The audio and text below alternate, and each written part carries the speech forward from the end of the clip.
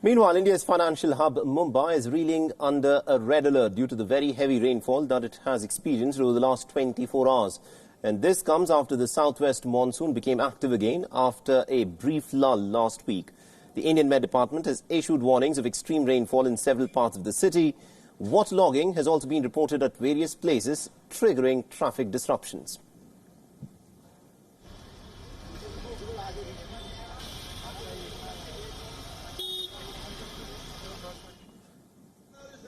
And almost about 20 flights at the Mumbai International Airport were cancelled overnight. Operations of over 250 flights have also been delayed due to the heavy rains.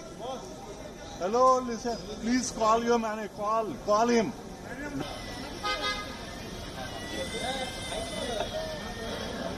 And even the train services, both in the main and the suburban lines, were delayed by several hours due to the submerged tracks.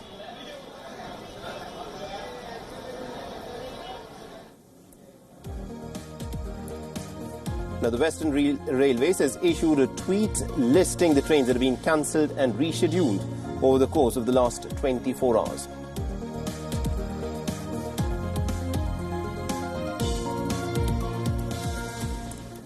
Meanwhile, the authorities have asked the schools and colleges in the city to remain shut for the next few days till the rains abate.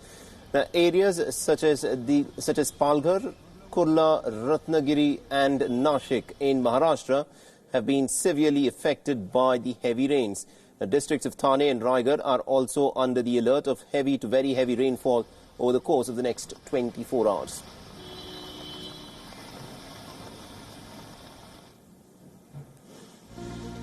And the Mumbai Municipal Corporation has also tweeted about the forecast by the Indian Met Department. In this tweet, the BMC has warned residents not to venture seawards and to take adequate safety precautions as the city is bracing itself for more torrential downpours over the course of the next 24 hours. All right, now Donald Trump is no stranger to bloopers and sometimes peddling fake news, advertently or sometimes inadvertently. And even Hurricane Dorian does not seem to be exempt from this behavioral streak of his. And this is what we are talking about. Now, on your left is the original path of Hurricane Dorian as put out by the National Oceanic and Atmospheric Administration. The conical part inside of the loop refers to those areas that are going to be impacted.